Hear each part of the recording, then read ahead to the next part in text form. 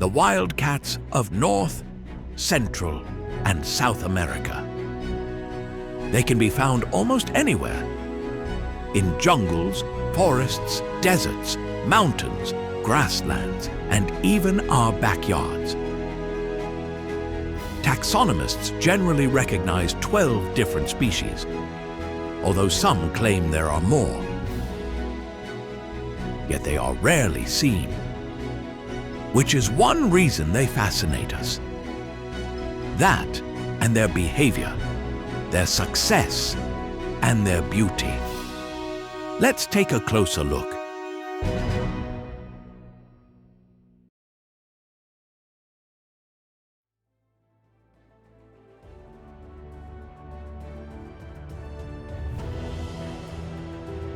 In the vast Amazon of South America resides the stealthy and powerful jaguar.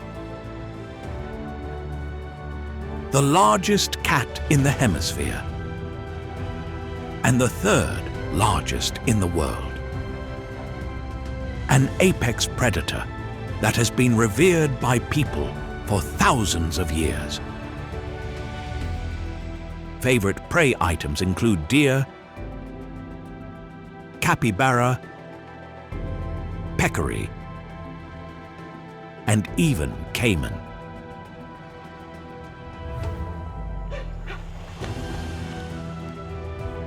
The word jaguar comes from an indigenous word that means he who kills with one leap. They have one of the strongest bites of any of the world's big cats, allowing them to bite through the thick hides of caimans and even pierce turtle shells.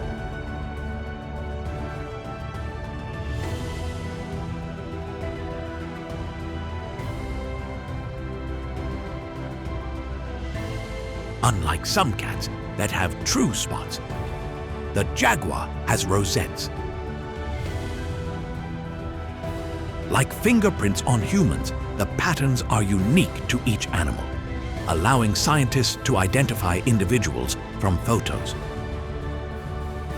Some jaguars are melanistic or black, in which case they are often referred to as a black panther, which is confusing, as the next animal on our list is also sometimes called a panther. Like all cats in the Americas, adult jaguars are solitary hunters and travelers. Pairing up only briefly, for purposes of mating, which can happen 100 times a day.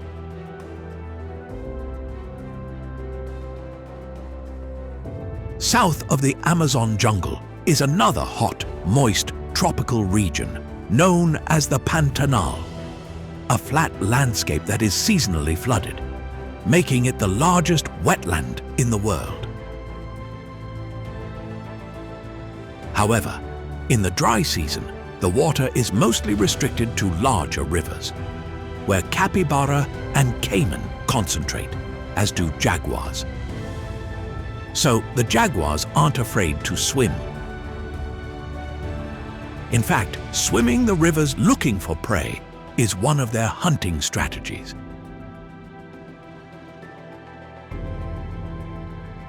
The cats are so observable in and along the rivers that a thriving ecotourism industry has developed. Tourists from around the world can see jaguars resting on riverbanks, walking on sandbars, grooming, and hunting for prey. Although most strongly associated with the jungles of South and Central America, jaguars are also found in some drier forest habitats, wherever deer and other large prey are available. A few individuals have even been documented by trail cameras as far north as the rugged mountains of southern Arizona. However, the likelihood of those individuals re-establishing a population in the United States is threatened by the border wall. For long-term survival, jaguars in the United States will need to stay connected with the main population in Mexico to prevent inbreeding.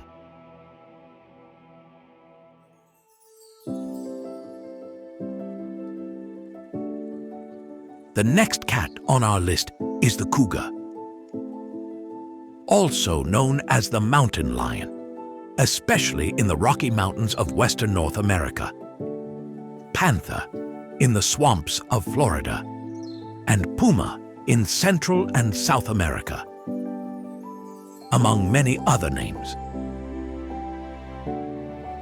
In fact, the cougar holds the Guinness World Record for the animal with the most names, over 40 in English alone. They hold another record in that they have the largest geographic range of any land mammal in the Western Hemisphere, aside from humans. That range extends from the Yukon in northern Canada to the Patagonia in southern Chile. The large range means they are found in scorching hot deserts, as well as climates with long, cold winters.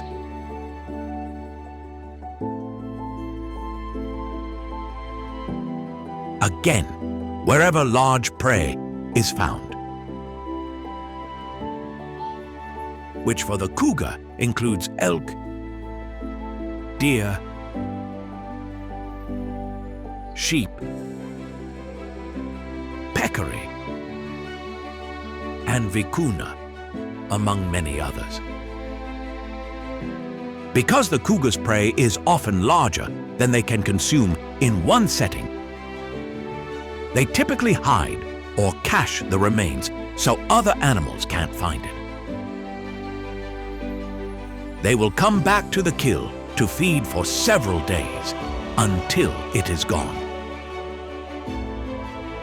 Being opportunistic, cougars also take smaller prey when chance presents itself, including porcupines, which they've learned to flip over and kill, thereby avoiding the quills that cover all of the animal except the belly. Although cougars are non-typical among cats of the Americas, in that the adults aren't spotted, they do start life with spots, which they keep until about 6 months of age, as seen in this soon-to-be adult animal. Like other cats, they mark their territory with urine, feces, and scratch marks,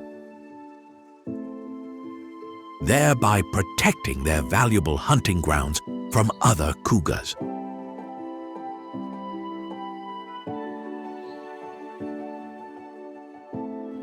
In contrast to the jaguar, which is struggling to coexist with people, the cougar is showing some ability to adapt to the modern world. In fact, in some cases, cougars might even be attracted to developed areas because of higher prey abundance and water resources. In such situations, they often become more nocturnal, allowing them to survive in our midst undetected. But conflicts do happen, with pets and livestock sometimes taken. However, attacks on people are extremely rare, with just over 1 attack per year reported in North America, and only about 1 in 5 of those being fatal.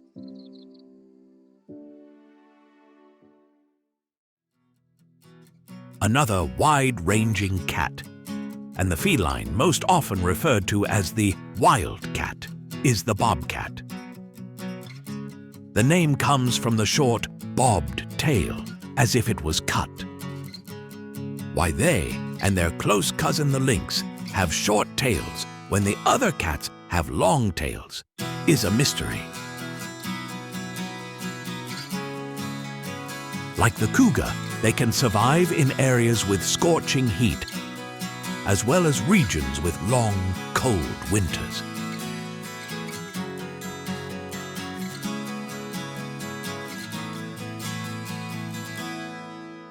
They are found in almost every habitat, including forests, deserts, swamps, grasslands, and rocky canyons.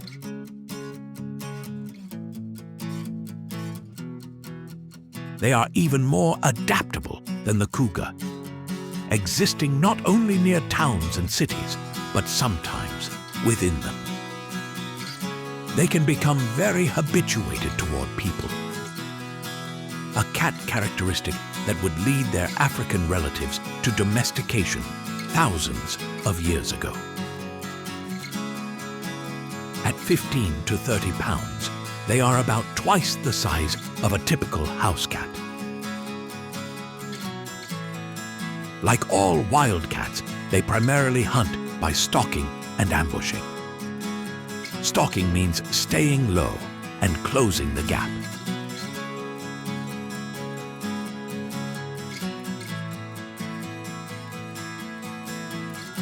Ambushing means waiting for prey to come to them,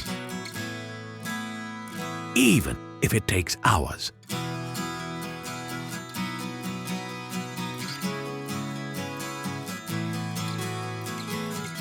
In addition to prairie dogs, bobcats feed on rats and mice, songbirds, water birds, and a wide variety of similar-sized prey. Whatever it takes to feed their young. All of the America's wildcats are similar in that litter sizes are typically 1 to 4 kittens. Like many wild cat species, bobcat populations were once greatly reduced, in part because of overhunting and trapping for their beautiful fur. But with protective regulations in place, they have now repopulated almost all of their historic range. A closely related wildcat in North America is the lynx, and more specifically, the Canada lynx. As the name implies, they are found in much of Canada, as well as Alaska. Small populations also occur in the Rocky Mountains, as well as some northern states, wherever winters are long, cold, and with good snow cover. The lynx is designed for northern winters, with its thick insulative fur and large feet that allow it to walk on snow with negligible sinking. The latter trait is critical for hunting its primary prey, the snowshoe hare, which also has large feet to allow it to walk and run on snow. The hare even takes winter adaptations a step further by turning its fur white to blend in with the snow, whereas in summer they are a modest gray. Whereas most cats on our list have a varied and opportunistic diet, the lynx is a specialist, with snowshoe hares making up almost all of their prey. That means, as goes the hare, so goes the lynx. For reasons still not completely understood, hare and lynx populations experience a boom and bust 10-year cycle, with the lynx cycle generally lagging behind the hare cycle.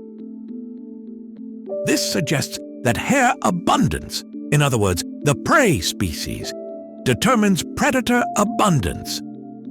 But the predator, and perhaps habitat conditions, control the amplitude and direction of the prey cycle.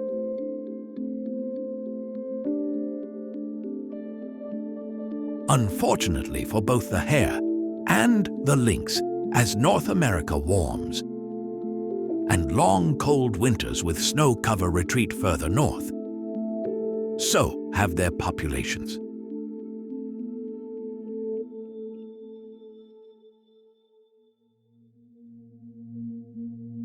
Perhaps the most unusual looking of the hemisphere's cats is the jaguarundi, found in the jungles, savannas, and scrublands of Central and South America.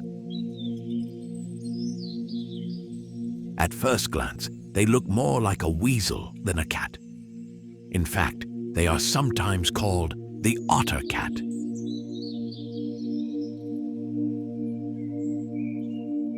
It's believed that the elongated shape is an adaptation for chasing prey in thick brush.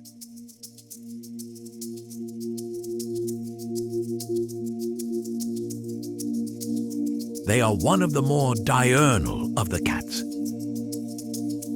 a behavior that might help them avoid our next cat.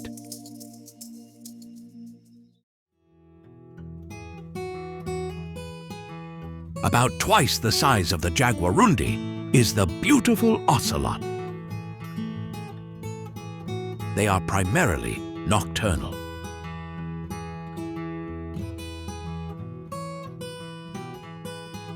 They too are found in much of South and Central America, as well as Mexico. A small population of perhaps less than 100 remains in South Texas. Ocelots are the most widespread of the so-called spotted cats. Like the jaguar, they were sacred to the Aztecs, often depicted as a symbol of the night.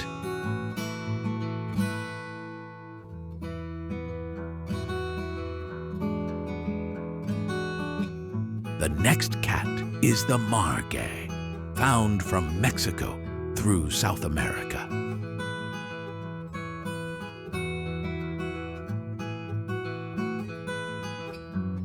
They look a lot like the ocelot, but are only half the size, have a longer tail and large, bulging eyes. Features important for an animal that jumps through the trees at night. Whereas the ocelot is a ground-based hunter, the margay is built for trees, able to rotate its ankles 180 degrees to assist in climbing. Some call the margay the monkey of the cat world.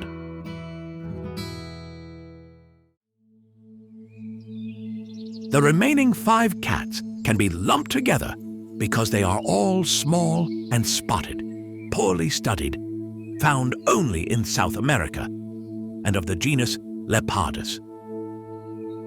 They include the oncilla, a miniature version of the ocelot, that some scientists suggest splitting into multiple species. Geoffroy's cat, able to stand on its hind legs using its tail for support.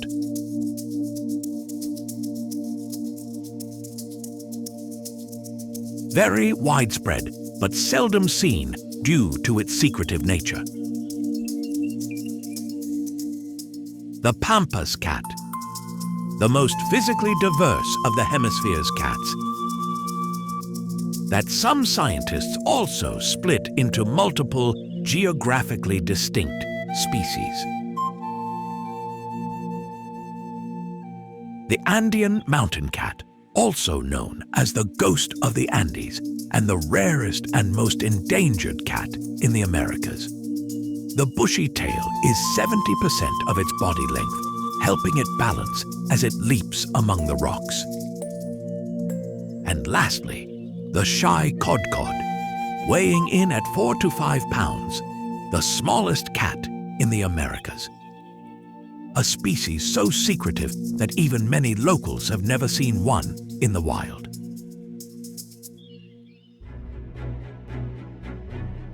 The wild cats of the Americas. They have been admired and revered as long as people have lived on the continents. Some are doing well in the modern world, whereas others are imperiled due to habitat loss, climate change, and other factors. All are important for healthy, thriving ecosystems. And because they are part of our heritage. To be passed on to future generations.